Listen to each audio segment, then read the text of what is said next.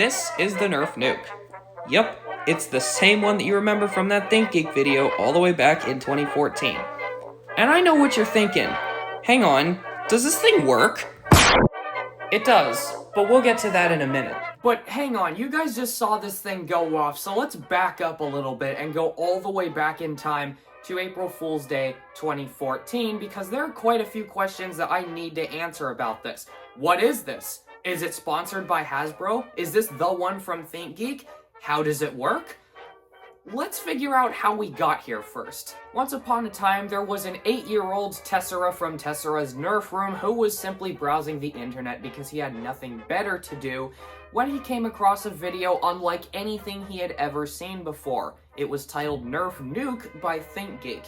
Having recently got into Nerf, he was super interested and clicked on the video, only to witness a foam-flinging projectile unlike anything he had ever seen before. A magnificent globe with darts sticking out of it in all directions with a nuclear symbol on the front, which when thrown across a room would launch all darts out of it at the same time in every conceivable direction. An unstoppable Nerf weapon that would completely change the way that games were played. At least in my mind. But more on that in a minute. After watching the video and being completely amazed by what he just saw, he went down to the video's description only to find a link which took him to Thinkgeek's website and a purchase to the Nerf Nuke, $100 US. So what he did, as any reasonable kid would, he began saving up his allowance, $5 a week, for 6 months straight. He saved up and saved up. It probably took longer than 6 months, but I can't actually remember. All I know is that it was a soul-crushingly long time that I was saving up for that Nerf Nuke. I saved every penny that I got, only to come to the soul-crushing reality 6 months later, which sparked a frustration in my soul that burned brighter than a pizza oven on the surface of the sun to a demoralizing extent that did not go away for a long time. It wasn't real, and I had no choice but to deal with it. There was no way that I could just materialize the Nerf Nuke into existence, and unfortunately, that was just the way the cookie crumbled. So over several weeks of being perpetually frustrated over the fact that I had wasted 6 months saving up $100 that I could have spent on anything else, I eventually accepted it and moved on.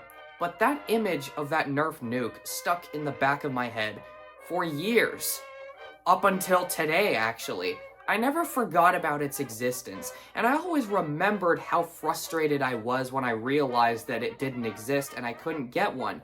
And I also, over time, generated an equally painful frustration that I probably wasn't the only one who felt that way and did the exact same thing. There's a very good chance that several other children with the same mindset that I had saw that video and wanted that thing as much as I did, and were told no, even when they did exactly what they were supposed to do in order to achieve it. I have always had an expectancy for fairness, and usually I don't have such a big frustration for April Fool's products because it's abhorrently obvious that they are April Fool's products, like something that really could not ever exist in any stretch of the imagination, and if you expected it to, you're just an idiot. But the Nerf Nuke was different, because it was in the realm of possibility, looked very real, seemed to be something like what Hasbro would put out in the End Strike series at the time, and was being sold at a reasonable price. Something that people could very easily achieve, and what a lot of people probably would have wanted. A lot of younger children, like me at the time, really would have wanted something like that. Even if, when you sit back and think about it, it doesn't seem like it's that practical, and believe me, you're gonna want to stick around for what I actually have to say about the real one, but it's that fun factor, it's that wow factor that thing gave. It was realistic enough to a point where it was very easy to convince yourself that it was real, and to be told that it wasn't was frustrating beyond anything else that I could say was an April Fool's product. and I just didn't think that was fair. So how did we get here? For the 10-year anniversary of the video, Thinkgeek actually released the STL files for their Nerf Nuke, and you could print it yourself. Though it didn't do anything. It was just a 3D printed thing that you would put together in big chunks, and then there you go. You look over in the corner and you have a full-size Nerf Nuke that you could put darts in and look really pretty sitting on a shelf. But it did absolutely nothing, and everybody knew that. People who made the model remembered the original video and just wanted a fun little nostalgia trip without expecting it to actually work. And that was reasonable enough, and chances are I would have been satisfied with that. I mean, a lot of people were satisfied with that, but some people weren't. Enter Cubefire. Cubefire were not like me. They were not like other people, and were not satisfied with the idea of the Nerf Nuke being a non-functional prop.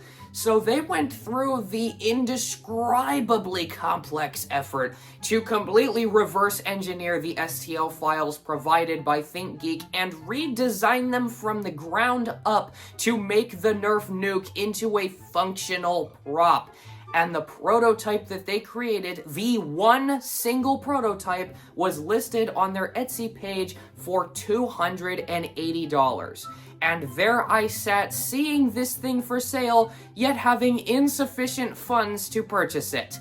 So, several more months passed as I quickly tried to save up whatever money I had to in order to finally make that dream come true, and yet still having a little bit of a hint of skepticism in the back of my head from the last time I tried this. The next 2 months were daunting, because I knew in the back of my head there was a non-zero chance that Cubefire was simply trying the exact same thing that Thinkgeek pulled 11 years ago.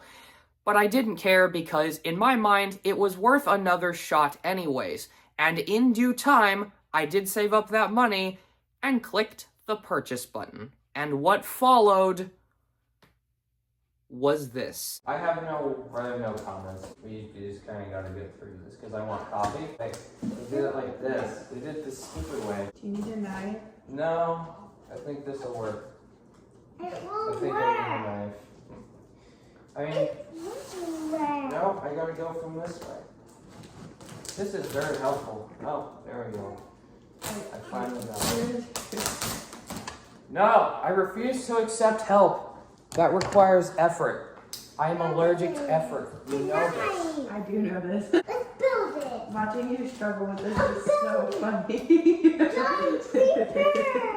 Thank you for your assistance. It's very much appreciated. Where does the first box end and the second box start? The corners are gonna kill me. There we go. Oh my god. There. Okay, we finally have it. They purposely made it difficult for you. Clearly. What is this? What? Oh my god. There's a USB drive in the box. There's a red ass USB drive in here. I may have to run a virtual machine just to see what that is. The USB drive contained all of the STL files for the Nuke.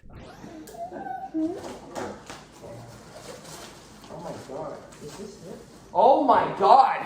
You know what? It's way larger than I anticipated. Look how large. This is just the tail.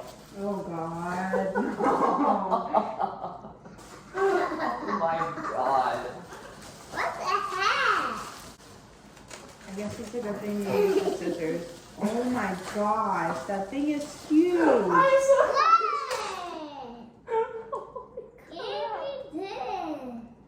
Yeah, so you push it to make it work. And all that does is depress a spike in there. So it's like this solid. I am not giving this to you. This is definitely not a throwable projectile. Let's see this thing all put together. Oh yeah, wow, this is foam. It's like rubbery. The fins are like rubbery foam. Is that lined up? No. Can you pick this up? Oh yeah, there we go. Can you pick this up? We have a Nerf Nuke. Ladies and gentlemen, this is the Nerf Nuke. And now I finally get to make a video yelling at it. Let's get into it. Surprise.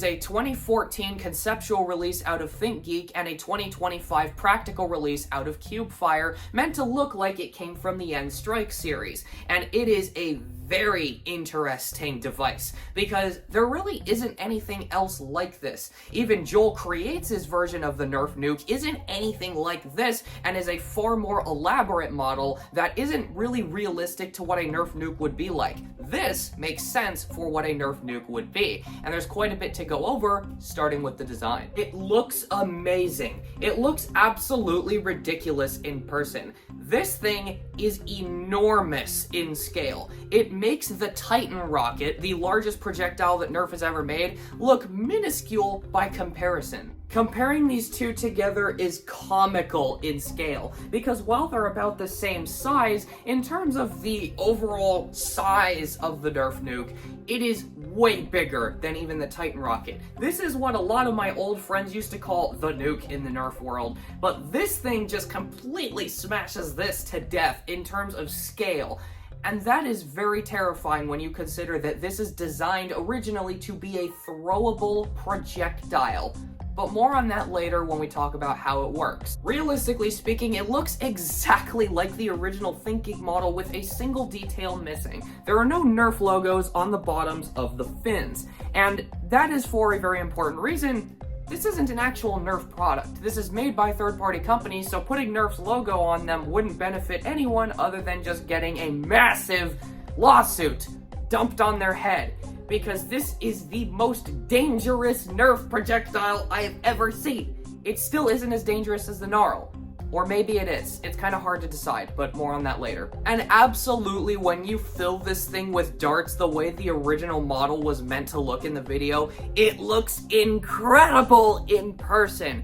It is insane to look at this thing in real life, because even after you get past the shock of this is a Nerf Nuke and it is actually real, just appreciating how insane this thing looks is a sight to behold in and of itself. It just looks like this enormous spiky sphere of hatred with darts constantly facing you, even if you look at it from a nondescript angle. There is no way to hold this thing where there isn't at least 3 darts that are facing you right in the eyes or in the face, and it is terrifying. When you have this thing primed, it is nightmare fuel to carry it around, because you feel like it could go off at any moment, and if it goes off when you're holding it, you're cooked. On the very top of it, there is this nuclear symbol, which is raised up like this because it is a plunger, but more on that in just a second. Obviously, you have the yellow sphere with the black stripes in it, which are so iconic, except the black stripes weren't actually there.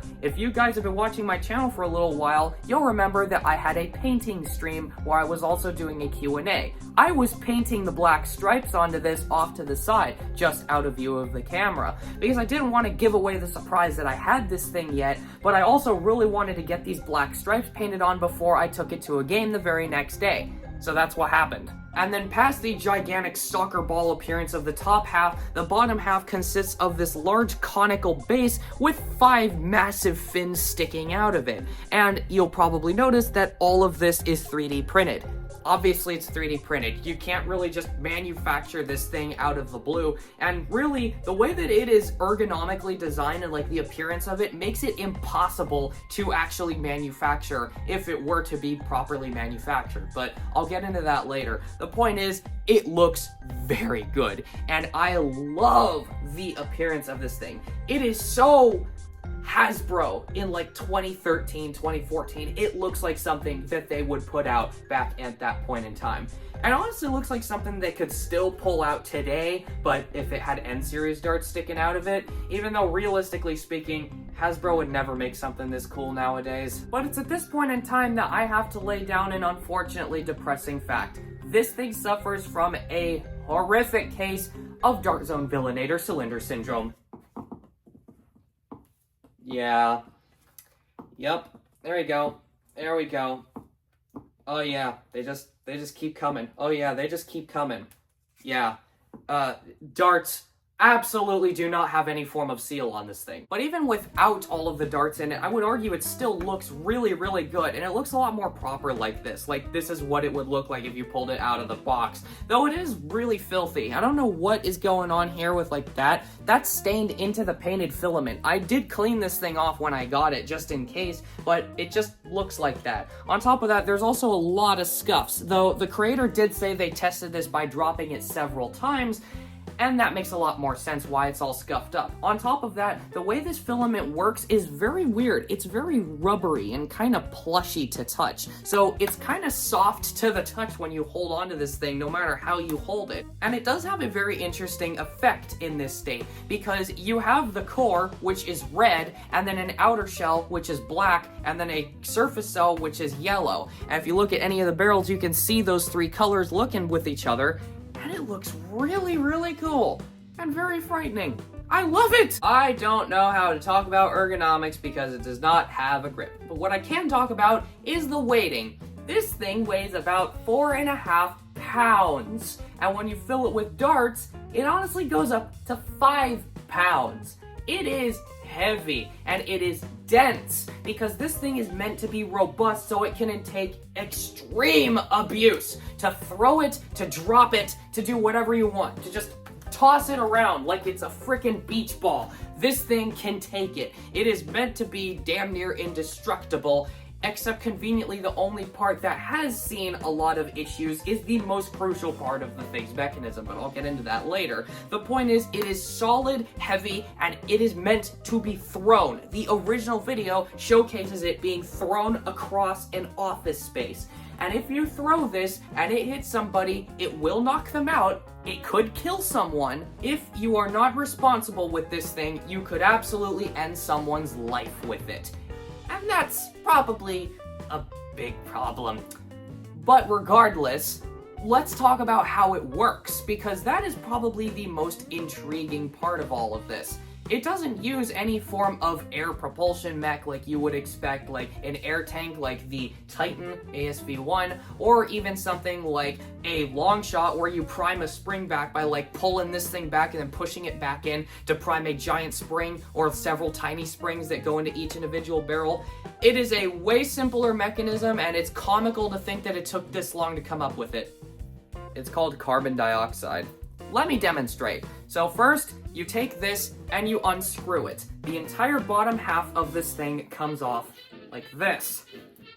And then you have this port in the bottom where you can easily fit in a CO2 can facing up. Then once you close it, if you look in there, you can faintly see something tiny made out of metal. And if you push the plunger in, that is a steel spike, and it is incredibly sharp. But that thing basically just pushes down and pierces the end of the CO2 can, causing all of the air to rush out of it all at once. And because this thing is screwed on so immeasurably tight, all of the air is diverted up into the body of the Nerf Nuke and out through all 80 barrels. 80. This takes just as long to load as you would expect. And on that note, pushing this thing in works perfectly. I have never had any issues with this thing just pushing in to actuate it, unless you try and slap it with your hand. If you do this, you will waste the entire CO2 can. It won't work. All the air will leak out slowly. None of the darts will fire except maybe one will fart out, and you will have wasted a perfectly good CO2 can. So for God's sake, please take my advice. If Cubefire comes out with more of these in the future, don't detonate it like this. Just drop it. And at this point, it is also worth noting that the way that this thing screws in is very weird, because you screw it in the wrong way. You screw it in counterclockwise. Not clockwise. You turn it clockwise to open it. You turn it counterclockwise to close it, which goes against everything I believe in, and I constantly turn it the wrong way when I'm trying to open it because I'm just not used to the way that you have to turn it freaking clockwise to open it and counterclockwise to close it.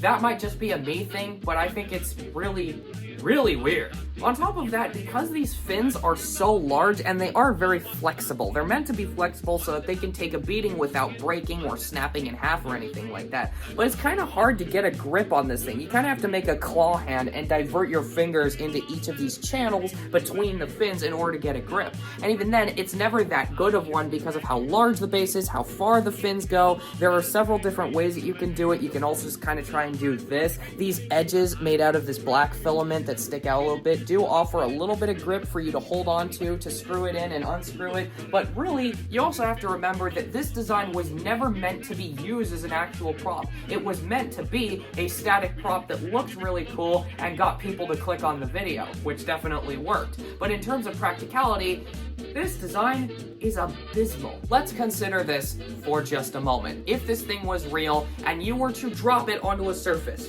all of a sudden, there are 10 darts that shoot straight down at the floor. And the only reason that they get any form of travel whatsoever is because this bounces back up after it is dropped, and sometimes those darts take a little bit more time to shoot out, so they might shoot down and ricochet and then fly up and go into some random direction. There are also darts that are facing up like this, which seem to never ever fire.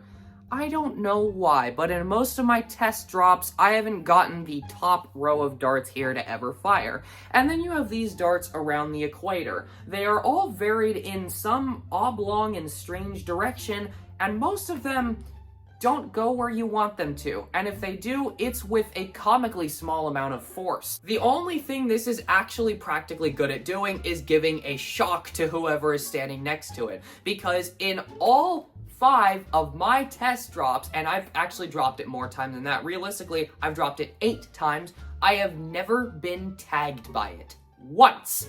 Even when I'm standing right here like this, and I drop it, and it hits the floor right at my feet, not a single dart has ever actually touched my body. And that's because of how unpredictable it is and how a lot of the darts just stay stuck in the Nerf Nuke. If you saw that shot at the very beginning of this video, you will see that a lot of those darts didn't fire.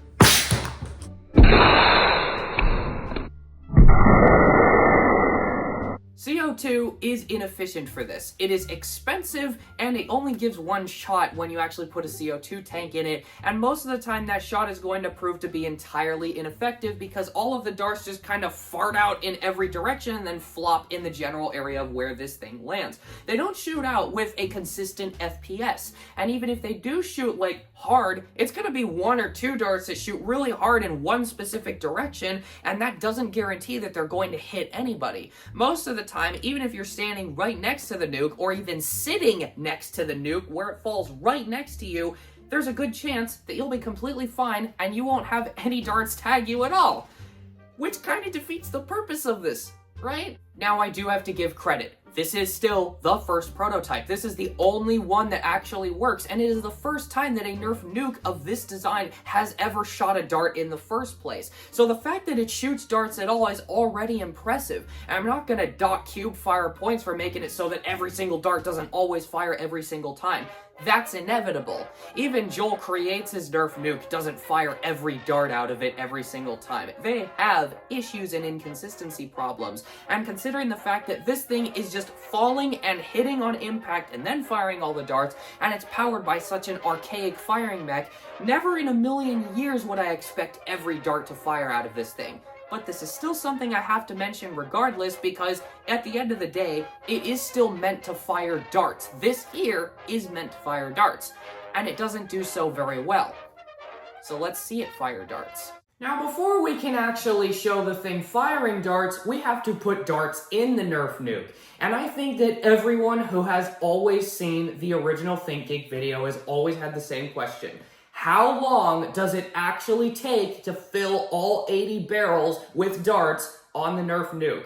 And I am very excited to answer this question today. Usually I would do this unedited just for comedic reasons, but this is going to take so long that I am going to have to cut it into time-lapse mode. But to make sure that no time is lost, I have a Rubik's Cube stack mat timer here that I'm going to be keeping time with. So from the moment I touch the Nerf Nuke to the moment I put the thing down and screw it together is how long it's going to take to load this thing and prepare it for one shot. Keep it in mind that everything I'm about to do is for one shot.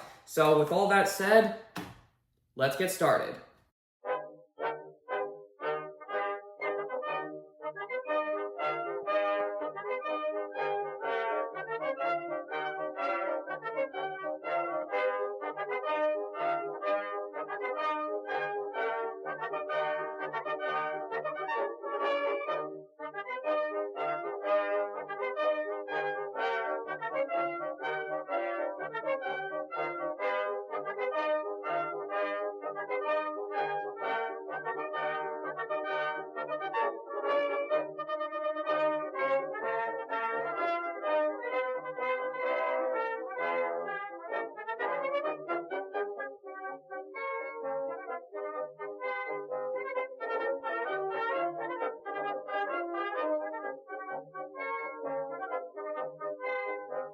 Curse you, Dart Zone Villainator Syndrome. There we go.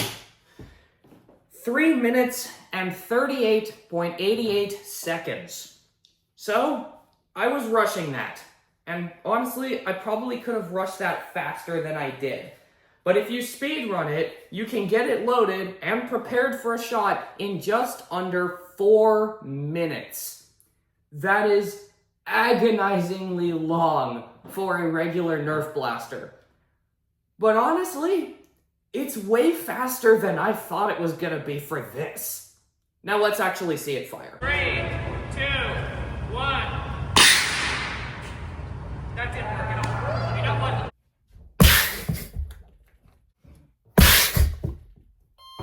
It doesn't work.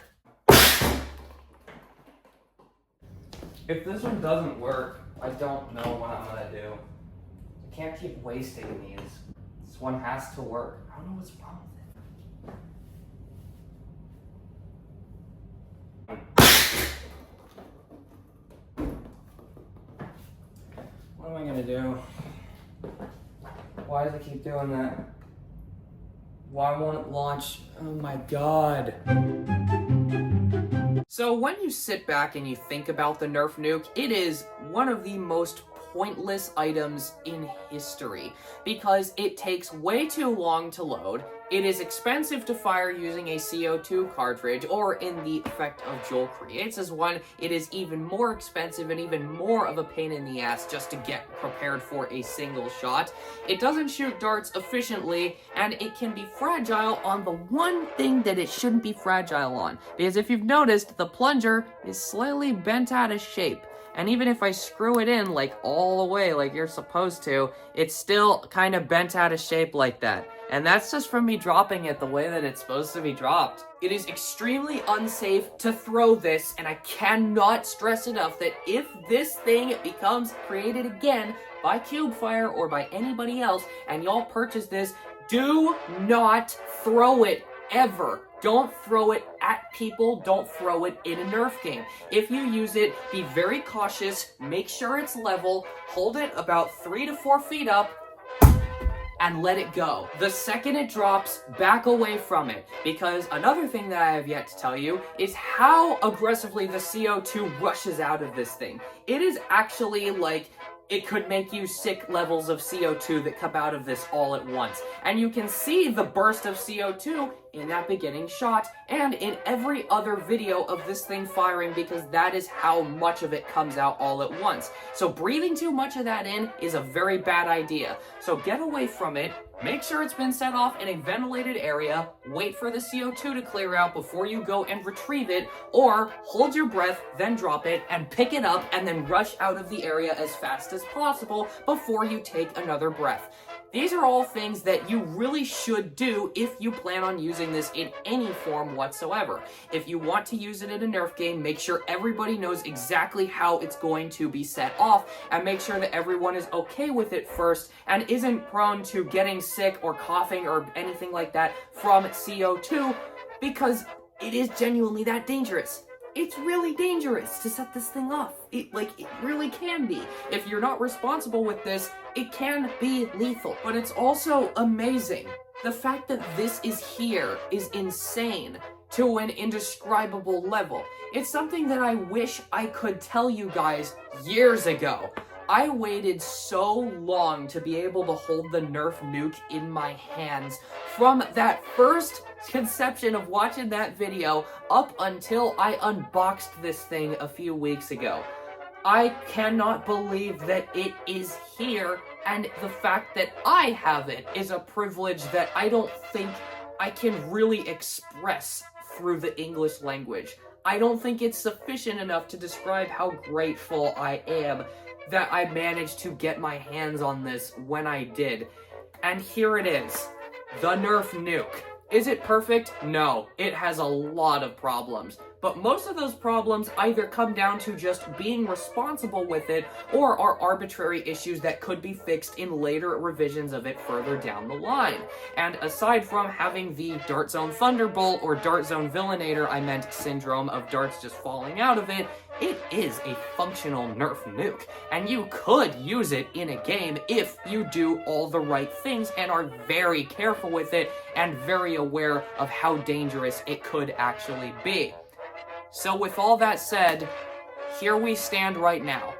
What else do I have to say? I cannot recommend enough to go down to the description and go to see Cubefire's Etsy page and give them all the support you can, because this is something that I think needs to exist. In limited quantity. I don't think that everybody should have these because that will, one, break Nerf games, and two, just be very, very dangerous overall. But I think that the price point that this is set at here and the way it works and what it can do is reasonable enough to where if you're responsible, you can definitely make it work. And I would love to see more of these things exist out in the wilds, possibly in a better revision in the future. But the one that I have here will always be mine, because it is the first one. The one that I remember from that video 11 years ago. And here it is in my collection, and it will stay here forever. Thank you guys for watching. Bye!